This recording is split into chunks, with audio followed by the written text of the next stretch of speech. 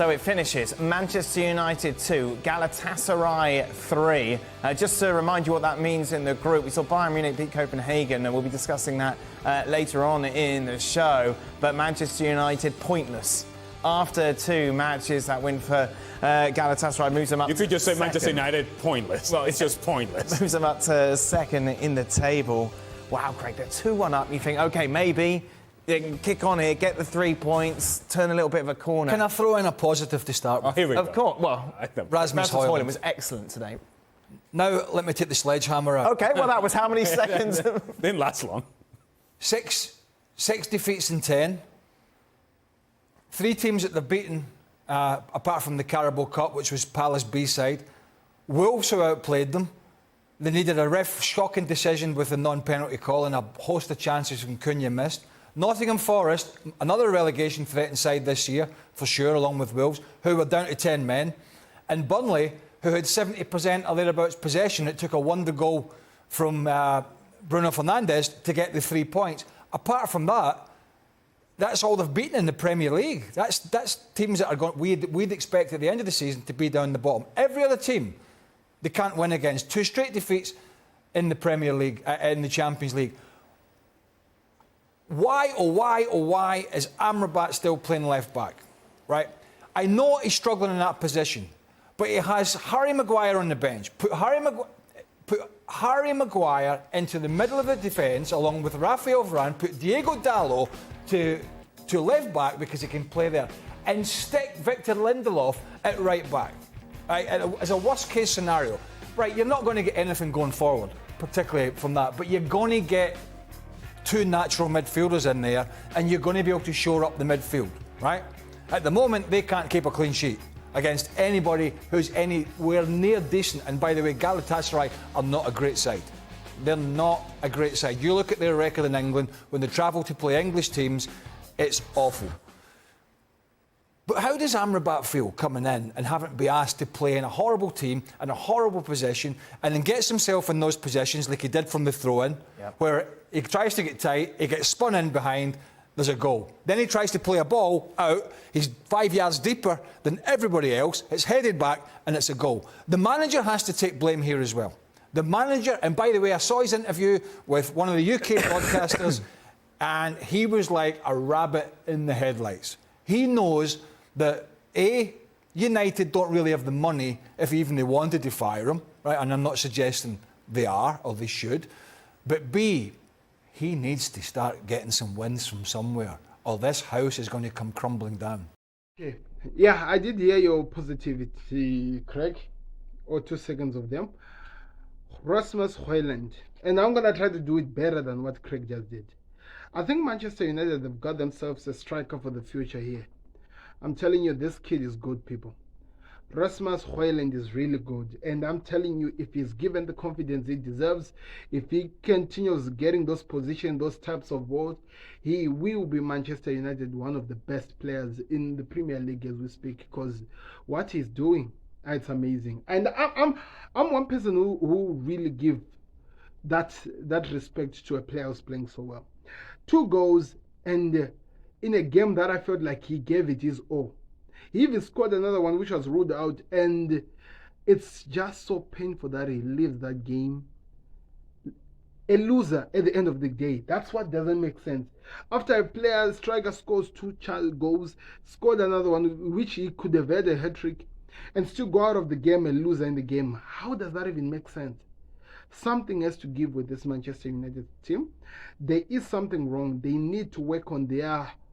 I don't even know what to say they need to work on now at this moment, because they are just terrible. Amrabat, the guy that everyone has been talking about, why is he still playing left back? Diego Dalot, we have seen him that he can play at left back as well. Why can't they put Diego Dalot at left back, then put Harry Maguire alongside the Rafa Varane, then put Lindelof at left back like what Craig is saying? At least that doesn't give you anything going forward, but it gives you that defensive backline that is able to stand together and defend against the situation that you are facing so many times and you have no answer up for. Because you can see that as much as Amrabat is going to be good in midfield, and he has shown that he is going to be good in the midfield, He's offering nothing at the position he's playing. Even though they're trying to make him play as an inverted, it doesn't work. It's a waste of time. Because at the end of the day, Casemiro is still suffering and is still struggling to play in the middle alone, because Mason Mount and Bruno Fernandes together, they are giving them nothing. How long is this going to take Erik ten Hag to open up his eyes and actually see the problem? Because, Craig is making it as a joke, but I think this could be true, that maybe Manchester United don't have the money to just sack him. That's why he's still at the club. But at the end of the day, you need to start winning something, man. You can't tell me that out of the 10 games you have played, 10, you have lost 6 of them. 6 of them, 60% of your 100% games you have played, you have lost. It seems like Manchester United cannot buy a win from anybody. How have they become this terrible? That's my question. They are just terrible. What we're seeing from them is just painful to watch. I don't know. Let me know your thoughts in the comment section. What do you think of Manchester United as I continue to hear what the ESPN guys are saying about them? If we press the reset button, this is what's going to happen because we know that we can do this well. That doesn't exist. The other thing I'll say, this is a team in trouble when they went up twice in this game at home. And what good teams do whenever they go up in a game, and it's an emotional game, it's emotionally charged. Hey, it's a conversation that happens in every team at every level. Next 5 minutes, guys. Next 5 minutes. Let's be solid. Let's be good. Let's be organized. Let's get behind the ball. Let's make sure that we're winning balls in the attacking half and we're keeping the ball in the attacking half for the next 5 minutes. What happened in the next 5 minutes for both of these occasions? They give up goals. And not just any goals. Goals that go right down the middle of the field, that go right down the middle of the center back pairing, that go right down the middle of the spine of this team, if you can call it a team, because they don't look like a team, and that's part of the issue. And so it tells me that there is fragility in the squad because of a lack of confidence. There's fragility in the squad because of a lack of talent as well. And then the manager, who's supposed to be getting the attention of the players, that information is not getting through. And so therefore, we have a vicious circle of nonsense. They got Brentford, Sheffield United, then Copenhagen, then Man City. Right? Now, Man City are not playing great at the moment. We've watched them a lot in the last couple of weeks, in particular, Carabao Cup, and then watched them at Wolves at the weekend. Got a lot of injuries themselves, but their problems are very thin compared to the other side in Manchester. Brentford's a pretty tough game for anybody, particularly a side playing like this. Sheffield United, Newcastle showed the cannon fodder. Copenhagen just don't have the budget of a Manchester United. They're one of the weaker teams, if not the weakest, in this group. That puts an added pressure on. You think so, as opposed to the opposite, as to maybe the less quality in the opposition means we can maybe regroup and try and get a little bit of momentum? Well, no, because it's either a win-win or a lose-lose. Because look, if they go and get beaten in Munich, which they did, and by the way, the scoreline was tight, but the performance wasn't. Nobody really bats too much of an eyelid unless it's 6-0, right? Because really anybody that watches Man United, even though Bayern are not playing great, knows they can't go there and compete at this moment in time. They're just not up to it. But we've sat here for almost since the start of the season and said Casemiro needs help. So Amrabat comes in, he's finally fit a couple of weeks ago, or whatever it was, and yet he still persists in playing him at left back because he's got a problem there. When he has to find a way to get him in there, which is not going to help now because he's going to have some suspensions, Casemiro with a red card, but he needs to find a way to get him in there to get him some help. He's got to juggle, whether it's playing a back three or, as I mentioned, Maguire in, Dalot left, Lindelof right, shore up the back line, two rugged midfielders, and then we go from there. That might at least get you something. Because at the moment, they're getting nothing unless they play the poorer teams in the Premier League. Manchester United are not picking up any points. Do they get out of this group? That means going to Galatasaray and getting a result there. That means you need some mental toughness to go there because it's a difficult place to play. Does this team have mental toughness in them? I just highlighted that that's not quite the case. I don't think so. What do you think? Well, unless it takes a dramatic U-turn, I'm going to say no. Right. No. Tactics are there and they're clear. one thing that Erik ten Hag has to just stop to do is to try and play a back, try and play Amrabat at the back, at the left back. Just put the guy next to Casemiro. Casemiro needs some help. He is really struggling over there. He is still a good defensive midfielder, but the legs are starting to disappear. And unless and until they put somebody there, they'll be in trouble. Get Amrabat away from the left back. That's not what you brought him for. We all know why you brought him for there. And you are supposed to be the manager. You are supposed to be Erik ten Hag. Come and rescue your team. You showed us, you told us that other managers' eras are coming to an end. This is the moment you need to show what you're capable of doing.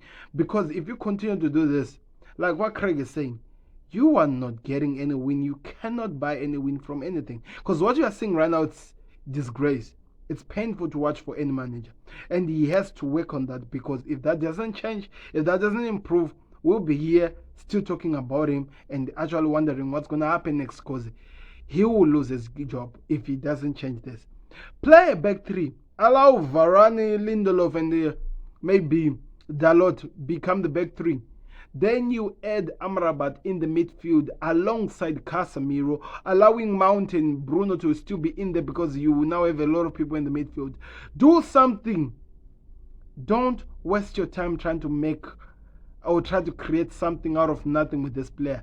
Play a back three and put Amrabat where we need to see him, where we know he will produce something for this Manchester United team. Because now Sheffield, he will struggle with it. They're not even at all close to Manchester United, but they will make it difficult for him. Man City are going through so much. That's another game they're going to play. But he has to change this. Stop wasting time. Put Amrabat in the midfield. I feel like that's the only thing that we were promised to see, but hasn't been tested. That's why we cannot give a full view of how Manchester United will look like. People are blaming of injuries who are out. There is a way, and some of us who are not even good in actually analyzing football, we can see how you can improve that. But you as a manager, you the man who's trusted, who's given the money to do something, you can't see it. That's a problem. That is really, really much of a problem. And until they change that problem, we'll be coming back here and still making same complaints. They need to change this, Manchester United. They have to do it as soon as possible, because it will cost them. We heard Craig mention those upcoming fixtures. Are we in any sort of situation where a conversation could be had that if things don't go right against Brentford, against Sheffield United, against Copenhagen and against Manchester City, that Ten Hag won't be at the club? No, I think it's premature, because if Ten Hag were here, he would point out that, there were some positives as well. And some of those defeats, and by the way, they lost to Spurs, they lost to Arsenal, they lost to Brighton, they lost to three pretty good teams in there, and their fixture list will get better. And even against Galatasaray, first 15 minutes perhaps, they created their chances and things could have gone a different way. So I think Ten Hag will peddle this message, and then he'll peddle the message of all the people who are missing, and he'll be accurate on that one, because they do have a lot of people missing, and he's not playing with the players he wants to play. So no, I mean, I think it would really need to be, losing all those games you mentioned, something like that, for his position to go into peril, because I don't think there's any appetite on the part of the owners to go down another rebuild now, with all the uncertainty over the club's future in terms of ownership still out there. So I would say no, things would have to get really, really, really bad before they start thinking about changing managers. Can you use the players that are missing as a valid excuse? Show me a manager that doesn't use an excuse. I mean, we hear them all the time now, whether it's travel or, rest days or whatever. But he has to find a way. And that's the beauty of the job, that you have to find a way. And don't forget, he's bringing on the likes of Christian Eriksen and others who he has on the bench. He's left, Harry Maguire's an England international. He's played in a World Cup semi-final. So at the end of the day, you have to find a way to get through the moment until you get your preferred players back, and he's not doing that. It's not opinion, that's factual. He's not coping at the moment with the players that he's got. Galatasaray, I think I saw a stat earlier, they've got 1 win in the last 17 trips to England, something like that. Okay, So, Gab, you okay? You know, you sound like you're yeah, drowning. no, look. No.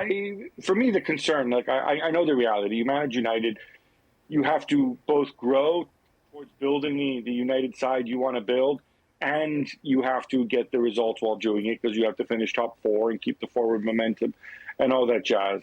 But frankly, what concerns me more is, even when United do win and do well, I don't see the growth. This United team, even last season when, you know, they finished third in the cup final and all this nonsense, they weren't playing like a Ten Hag team. They weren't playing like the Ten Hag teams that we saw at Ajax, which is what got Ten Hag the job. Now, you can say they spent the money foolishly or whatever else. Maybe that's the reason. Maybe he's so preoccupied with results that he chases the results, maybe at the expense of trying to build the team or the style of play. And then, insult to injury, he doesn't get the results either. But for me, what would concern me more is the performances. This team still looks nothing like, even when they win, they don't look like his Ajax team. And so Ten Hag was hired to play that kind of football, or to attempt to play that. And he's not doing that. Of course, it's really difficult at the moment to talk about Erik ten Hag being sacked, being no longer the manager of Manchester United, because the question that everyone is asking every single time when you talk about Erik ten Hag being sacked is exactly who are they going to replace him with? Because at the moment, as you look at all the managers that are there, who can give them something to move on from? But if he continues doing some craziness like he's doing right now, not actually giving something to get, it's going to be a problem. He will be sacked. Of course, I feel like they have played some big game teams, of course. Tottenham Hotspurs, Brighton and Arsenal. Yes, those are big games. But you have also been in trouble and you should have lost against a team like Wolves. You have played against like a team like Galatasaray that has never won a game in the Premier League. They have won it today because of your stupidity. You have a problem. Mental toughness of this team is really questionable. We don't see it. We wonder if this team will be able to stand the test of time whenever they are put under the pressure that they were put on. At the moment, what we've seen is that they're failing. So how can we believe that they can get something? How can we have the faith that they can produce something? Because at this moment, we can't see it. So there is a lot of things that we can talk about this team. I'm not saying that I'm trying to insult them and say whatever I can say. I'm just telling you the truth as it is. Manchester United don't look like a team we used to know. They don't even look like the team that was competing last year. And to try to predict that they will get away from this group, of course, maybe let's say they beat Copenhagen. Can they go win at Galatasaray? Where rather than only being good, you have to have the mental strength to stand in the game. They failed last season when they were good to actually have the mental strength to go win away from home. Now they're losing at home. Can they go do anything at Galatasaray? Trust me, that is a loss just waiting to happen. So that's why I'm believing that they've just missed their chance. I don't think they'll even get away from the group. They could surprise us. I don't want to lie to you. It could happen. But at this moment, all we are seeing is all problems, and I'm wondering where we're going with this team. there's no sense of, exactly, I would not disagree with that at all. There's no sense of what he's trying to achieve. Right. I mean, I would go as far as to say that if you gave me the top 10 teams in the Premier League in the top half, in any given day, I think most of them would, I'm not saying beat United all the time, I think they'd outplay them. Right. I think they'd probably outplay them 90 times out of 100. And we're seeing more and more of that every time they go in against somebody who I would consider half decent. Well, there's no fear to play Manchester United. In fact, some teams may look forward to playing Manchester United. And when would we have said that about this club? I feel like we've been saying it for a few years now. That's the problem, isn't it? But even then, I mean, do we really believe it? Because now it's like, well, yeah, it's fun to play against Manchester United because they're open, because they're giving up goals. Because you have a chance. You have a chance, and you don't have to be in the top four to have a chance. You can be Crystal Palace and you have a chance. You can be Galatasaray and you have a chance. And that's, I think to your point and to your question, which is should it be enough with the players that he has available? Well, it should be against Crystal Palace, and it should be against Galatasaray at home, and it hasn't been, and seemingly it won't be either. Situation which these guys are talking about, that other teams now they're looking forward to play Manchester United.